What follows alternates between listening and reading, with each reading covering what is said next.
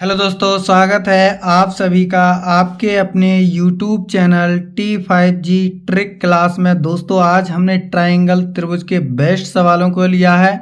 आज की इस वीडियो में दोस्तों हमने 4 वैरायटी के सवालों को लिया है जो एग्जाम में दोस्तों सबसे ज़्यादा पूछे जा रहे हैं। तो आप इस वीडियो को शुरू से लेकर अंत तक पूरा देखिए और अपने दोस्तों में ज़्यादा से ज़्यादा शेयर कीजिए। तो दोस्तों पहला सवाल है, एक त्रिभुज की भुजाएं 1/2 अनुपात 1/3 अनुपात 1/4 के अनुपात में हैं और उसका जो परिमाप है दोस्तों वो 104 सेंटीमीटर है। सबसे छोटी भुजा की लंबाई है। तो दोस्तों अब इस अनुपात को हमें सिंप्लीफाई करके लिखना है। तो दोस्तों यहाँ से साइड का जो रेशियो आ जाएगा दोस्तों अनुपात, तो दोस्तों इसका जो एलसीएम आ जाएगा दोस्तों 12 आ जाएगा। ठीक है दोस्तों, अब 12 से इस पूरे अनुपात को गुणा करेंगे तो ये आ जाएगा दोस्तों 6:4:3 आ जाएगा दोस्तों। ये आ गया दोस्तों हमारे साइड का रेशियो। तो इसमें जो सबसे छोटी भुजा है दोस्तों वो 3 यूनिट है। अब दोस्तों जो त्रिभुज का परिमाप होता है वो तीनों भुजाओं का योग के बराबर होता है। तो यहाँ से तीनों भुजाओं का जो रेशियो है दोस्तों वो कितना है, 6:4:3 है। तो दोस्तों इनका योग कितना हो जाएगा, 6 4 10 और 3 13। अब 13 यूनिट की वैल्यू इस सवाल में कितनी दी गई है दोस्तों, 104 दी गई है। तो यहाँ से 1 यूनिट की वैल्यू दोस्तों आ जाएगी 13×8=104। अब दोस्तों हमसे छोटी भुजा यानी कि 3 यूनिट की वैल्यू पूछी है। 1 यूनिट की वैल्यू दोस्तों 8 है, तो 3 की कितनी हो जाएगी दोस्तों, 24 सेंटीमीटर हो जाएगी। तो सबसे छोटी भुजा दोस्तों 24 सेंटीमीटर, डी ऑप्शन इसका सही होगा। अगर सबसे बड़ी भुजा पूछता तो यानी कि 6 यूनिट ये दोस्तों सबसे बड़ी भुजा होती। तो दोस्तों अगला सवाल है, अगला सवाल दोस्तों बहुत मोस्ट इंपोर्टेंट है। ये भी सवाल दोस्तों एग्जाम में कई बार पूछा जाता है। समद्विबाहु त्रिभुज से तो एक सवाल दोस्तों एग्जाम में बनता है। तो देखिए, एक समद्विबाहु त्रिभुज का आधार यानी कि बेस 6 सेंटीमीटर है और परिधि 16 सेंटीमीटर है, इसका क्षेत्रफल है। तो परिधि का मतलब भी दोस्तों क्या होता है, परिमाप होता है। तो दोस्तों समद्विबाहु त्रिभुज इस प्रकार से होता है जिसकी 2 साइड बराबर होती हैं।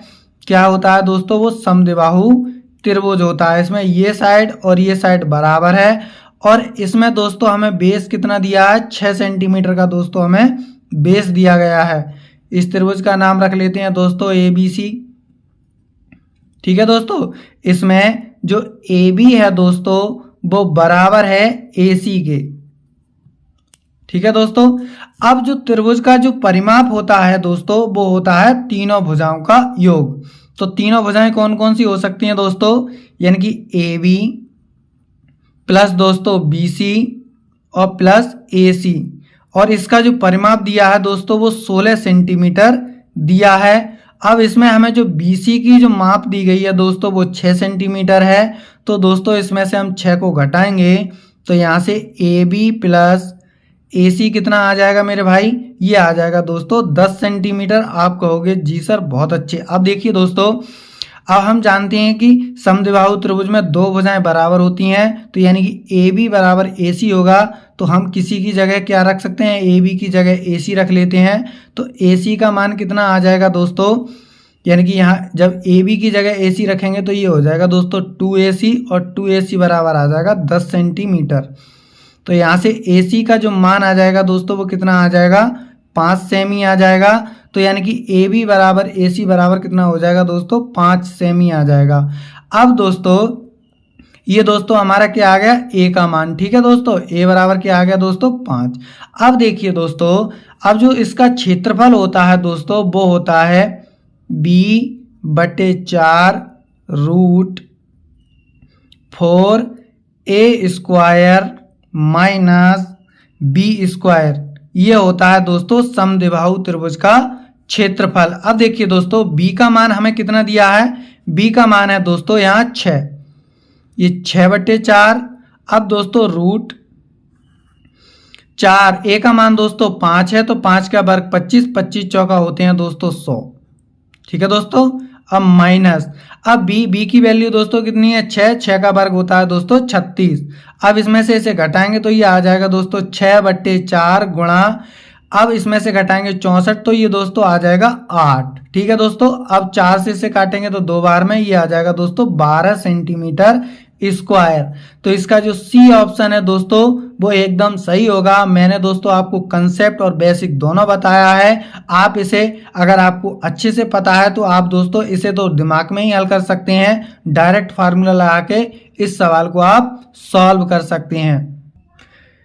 देखिए दोस्तों, अगला सवाल है, यदि दो समरूप त्रिभुजों के क्षेत्रफल 25:64 के अनुपात में है तो उनकी संगत भुजाओं का अनुपात ज्ञात करो। तो दोस्तों जब दो त्रिभुज समरूप होते हैं तो उनके क्षेत्रफलों का अनुपात उनकी संगत भुजाओं के अनुपात के वर्ग के क्या होता है दोस्तों, बराबर होता है। ये दोस्तों कंसेप्ट है। तो दोस्तों हम कंसेप्ट यहाँ लिख दे रहे हैं, आप इसे याद कर लेना, एग्जाम में दोस्तों अवश्य पूछा जाएगा। तो यानी एरिया ऑफ त्रिभुज ABC अपॉन दोस्तों एरिया ऑफ त्रिभुज PQR बराबर होता है दोस्तों BC/PQ के वर्ग के क्या होता है दोस्तों, बराबर होता है।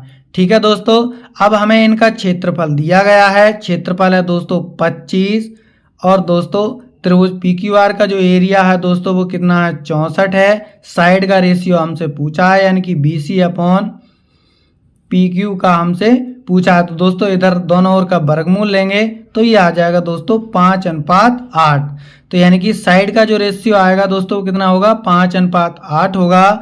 तो सी ऑप्शन दोस्तों एकदम करेक्ट होगा। आपको इतना बिल्कुल भी लिखना नहीं है। अगर आपको कंसेप्ट पता है दोस्तों तो आप इसका डायरेक्ट ही वर्गमूल ले लेना, यानी कि 5 कितना आ जाएगा 8 इसका आंसर आ जाएगा। तो दोस्तों अगला सवाल है, देखिए चौथा सवाल है दोस्तों, त्रिभुज ABC में DE समांतर BC इस तरह है कि AD बराबर 2.4 सेंटीमीटर, AE बराबर 3.2 सेंटीमीटर, EC बराबर 4.8 सेंटीमीटर, तब AB का मान होगा। तो दोस्तों किसी त्रिभुज में एक भुजा यानी कि इस प्रकार से एक त्रिभुज है हमारा दोस्तों, मान लेते हैं ये एक त्रिभुज है। मैं आपको बेसिक और कंसेप्ट दोनों बताता हूं दोस्तों। ये हमारा त्रिभुज ABC है। ठीक है दोस्तों, अब इसमें एक भुजा DE है जो BC के क्या है दोस्तों, समांतर है। ये DE भुजा है दोस्तों, जो भुजा BC के क्या है दोस्तों, समांतर है। जब दोस्तों एक भुजा दूसरी भुजा के समांतर होती है तो थेल्स प्रमेय के अनुसार उसकी जो संगत भुजाएं होती हैं वो दोस्तों समान अनुपात में होती हैं। तो दोस्तों हम इसे इस प्रकार से लिख सकते हैं, यानी कि AD/DB और बराबर दोस्तों AE/EC हम इसे लिख सकते हैं, क्योंकि दोस्तों ये थेल्स प्रमेय का कंसेप्ट है। आपको इसे याद रखना चाहिए, एग्जाम में दोस्तों बहुत बार पूछा जाता है। तो देखिए दोस्तों हमें AD का मान दिया है दोस्तों 2.4 सेंटीमीटर और दोस्तों हमसे यहाँ DB का मान पूछा है। पहले दोस्तों DB को निकाल लेंगे, DB के बाद दोस्तों उसमें यानी कि इस साइड को हम पूरे को जोड़ देंगे, हमारा क्या आ जाएगा AB का मान आ जाएगा। तो यहाँ दोस्तों हम DB निकालनी है तो DB निकाल लेते हैं। AE का मान दोस्तों हमें 3.2 सेंटीमीटर दिया है और बटे EC का मान दिया है दोस्तों हमें 4.8 सेंटीमीटर। अब दोस्तों दशमलव से दशमलव जाएगा, 16 से इसे काट वो 8 से इसे काट लेते हैं दोस्तों। तो 8 चौक 32 और 8 छंग 48, फिर काट लेते हैं दोस्तों, 2 से आराम से जाएगा। तो 2 दूनी 4, 2 तियाँ 6, 2 से ये 200 जाएगा कितनी बार में, यानी कि 1.2 बार में जाएगा। तो 12 तियाँ कितने होते हैं दोस्तों, 36 होते हैं। क्रॉस मल्टीप्लाई करेंगे तो दोस्तों DB बराबर आ जाएगा हमारा यानी कि 3.6 सेंटीमीटर। अब दोस्तों हमसे इसे पूरे की लंबाई पूछी है दोस्तों, तो यानी कि इतने भाग की 3.6 सेंटीमीटर है, इस भाग की जो लंबाई है दोस्तों वो 2.4 सेंटीमीटर है। अब जब हम इसे जोड़ेंगे दोस्तों तो ये हो जाएगा दोस्तों डायरेक्ट 6 सेंटीमीटर। तो यानी कि सी ऑप्शन इसका एकदम सही होगा। वीडियो पसंद आया हो दोस्तों तो अपने दोस्तों में ज़्यादा से ज़्यादा शेयर कीजिए, कमेंट कीजिए और दोस्तों चैनल को सब्सक्राइब कीजिए। मिलते हैं अगली वीडियो में। Thank you for watching.